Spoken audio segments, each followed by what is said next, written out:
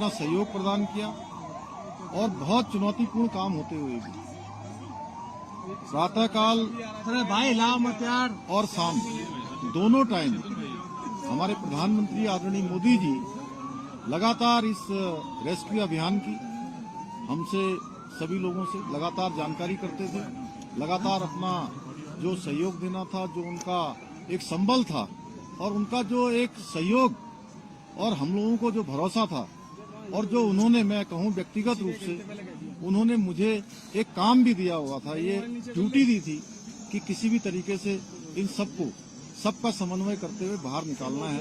तो उनका अगर संबल न होता, उनका इतना जिस प्रकार से आज भारत सरकार की सारी हमारी एजेंसियां इस काम में लगी, तो निश्चित रूप से जो कठिन काम भी हमारे लिए आसान हो गया।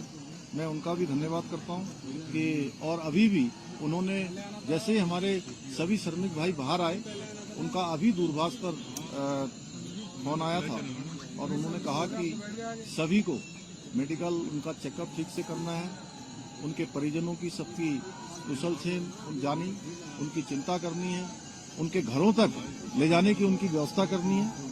सभी प्रकार से उन्होंने संपूर्ण चिंता करने का काम किया है।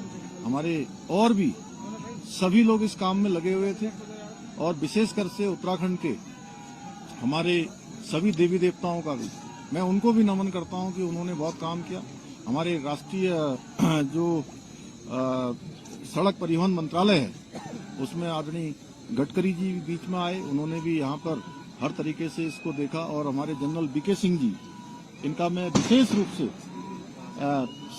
सबकी तरफ से और उत्तराखंड वासियों की तरफ से इनका मैं धन्यवाद इसलिए करता हूं कि एक कैंप बनाकर लगातार यहाँ पर रहे और एक दिन भी इन्होंने यहाँ से कभी ये नहीं सोचा कि मैं यहाँ से कहीं बाहर जाऊं और इस कठिन काम को लोगों को लगातार संबल प्रदान करने का काम, उनको प्रोत्साहन करने का काम और पूरा हमारा जहाँ सभी एजेंसियां लगी हुई थी, वहीं पीएमओ के भी सभी अधिकारी अपने अपने तरीके से इस पूरे अभियान को अपना सहयोग प्रदान कर रहे थे, योगदान प्रदान कर रहे थे।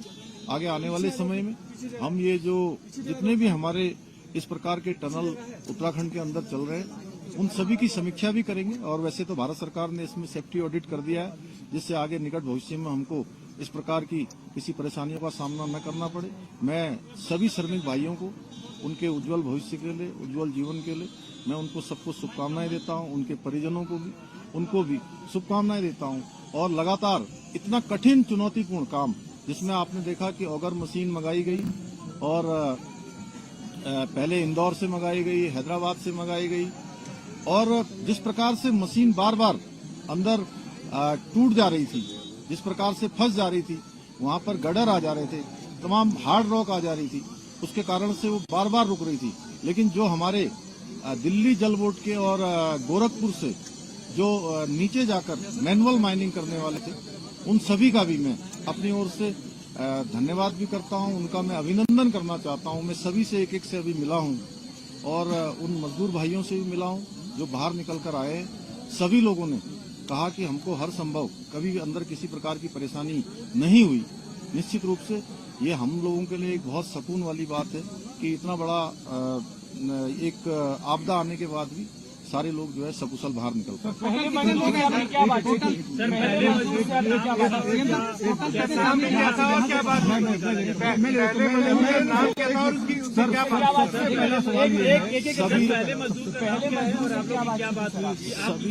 देखिए अलग अलग थे, जैसे कि अंदर विशेष रूप से जो हमारी शुरू से बात हो रही थी, उसमें सबा अहमद, गब्बर सिंह और अखिलेश, तीन इनके जो टीम लीडर थे, उनसे लगातार हमारी बात हो रही थी। उसके बाद आने वाले सभी लोगों से लगातार बात हुई है। सभी पूरे देश भर के जितने भी मजदूर भाई उसके अंदर थे, सभी ने स्वयं ही आकर, चूंकि उनके लिए बहुत ही भावुक क्षण था, लेकिन उसके बावजूद भी उन्होंने कहा कि हमको किसी परेशानी का कोई सामना नहीं।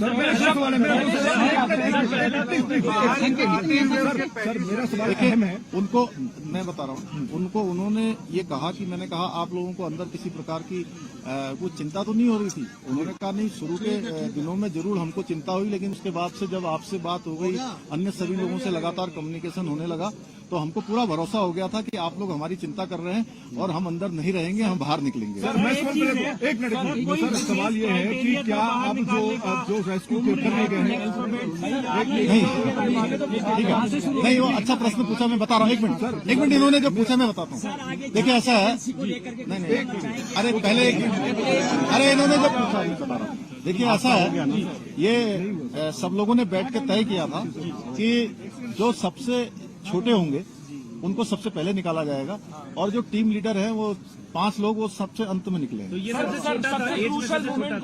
एज में और जो भी क्राइटेरिया बनाया गया था सर सबको निकाल लिया गया है, सबको नहीं।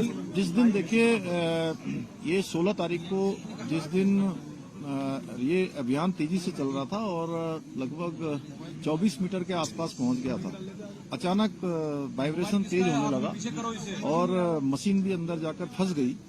वो मोमेंट बहुत ही कठिन था और चूंकि उस दिन मैं एक कार्यक्रम के बाद मैं जैसे ही भोजन करने को जाने वाला था 3-3:30 बजे और मुझे जैसे सूचना मिली तो वो मुझे एकदम से बहुत बड़ा मुझे एक झटका जैसा लगा। लेकिन मेरा ईश्वर पर और बाबा बौखनाथ पर पूरा भरोसा था कि वो निश्चित रूप से सबका जीवन बचाएंगे, सबको सुरक्षित बाहर निकालेंगे और उनका आशीर्वाद और उनको पूछने दो। अब आगे की प्रक्रिया क्या होगी? देखिए अभी उनको अस्पताल भेजा जाएगा, 24 घंटे के ऑब्जर्वेशन में रखा जाएगा और उनको घर भेजा जाएगा। देखिए ऐसा है कि अभी वो सारे के सारे एक लंबी चूंकि हवा पानी और एक अलग वातावरण से बाहर आए हैं, तो अभी जो डॉक्टरों की सलाह होगी उसके आधार पर ही हम लोग काम करेंगे। उसके आधार पर उसके बाद उनको घर भेजना होगा या जो भी करना होगा, पहले मेडिकल सुपरविजन में उनको रखा जाएगा, उनकी मॉनिटरिंग की जाएगी, उसके बाद आगे की कोई क्रिटिकल तो नहीं है सर? नहीं, कोई क्रिटिकल नहीं, सारे सामान।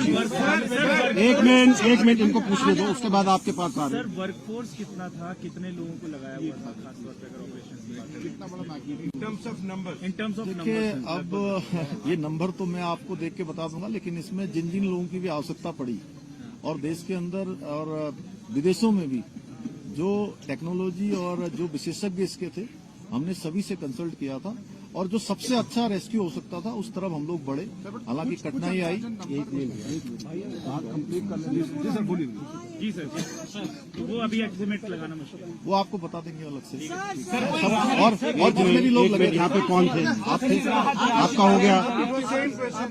एक मंदिर में गए, बाबा बागनाथ के मंदिर में गए। गांव वालों का कहना है कि जब तक मंदिर नहीं बनेगा हम आगे काम नहीं होने देंगे। क्या सरकार वो पहले ही हम लोगों ने तय कर लिया है कि मंदिर वहाँ पर बनेगा, बाबा बागनाथ की कृपा से। गांव वालों से पूछने से पहले ही वो डिसाइड हो गया, डिसाइड हो गया ऑलरेडी। सो मोटो हम लोगों ने लिया। एक मिनट बाबा, एक मिनट।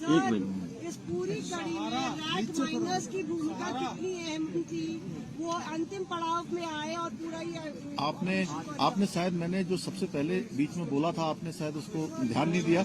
वो उनकी बहुत बड़ी भूमिका थी। दिल्ली जल बोर्ड से भी आए थे, गोरखपुर से भी आए हुए थे। उन लोगों ने मैनुअली जाकर जो काम किया वो बहुत निर्णायक इस पूरे अभियान को निर्णय तक पहुंचाने का काम उन्होंने भी किया है। सर मजदूरों के लिए किसी राहत राशि का ऐलान किया गया, कोई समर्थन राशि उनके लिए?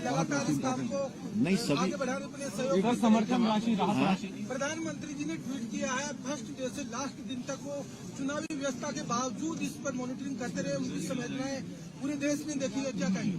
मैंने आपको वो शुरुआत में ही कहा था कि माननीय प्रधानमंत्री जी का अगर इतना विशेष इस पर अभियान पर ध्यान नहीं होता, विशेष उनका जोर नहीं होता, तो इतना कठिन चुनौतीपूर्ण अभियान इस तरीके से पूर्ण करना आसान नहीं होता। और उन्होंने और अभी भी उनका कितना ध्यान है कि प्रातःकाल जब वो चुनाव अभियान में निकलते होंगे, प्रत्येक दिन जानकारी लेते थे और किस प्रकार से रेस्क्यू अभियान को चलाना है उस प्रकार से करते थे।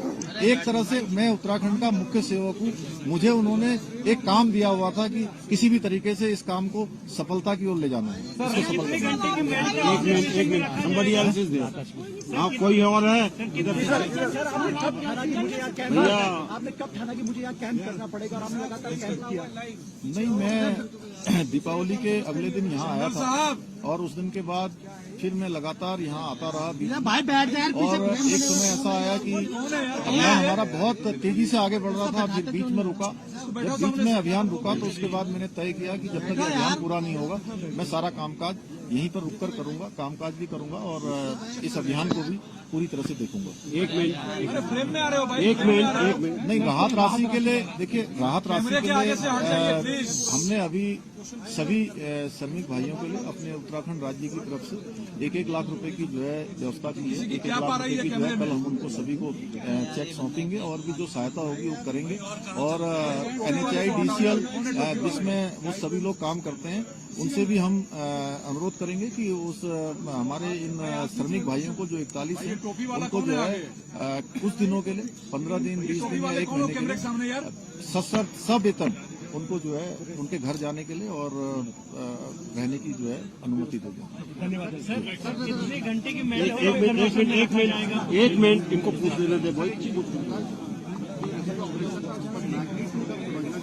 Sir may be in terms of the cost जो भी लगी या वर्कर्स और दूसरा क्या एयरलिफ्ट करने की बात आ रही है, नॉट फॉर मेडिकल बट घर जाने के लिए।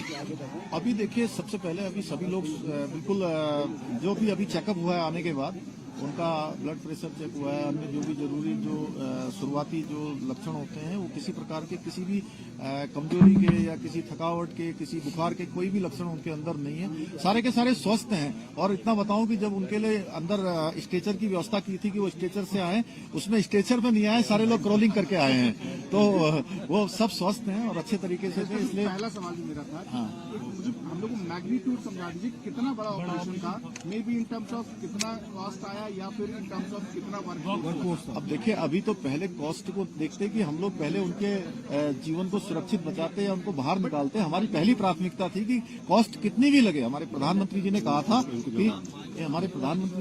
था कि किसी भी कीमत पर सबको सुरक्षित बाहर निकालना, ये हमारी प्राथमिकता थी। धन्यवाद।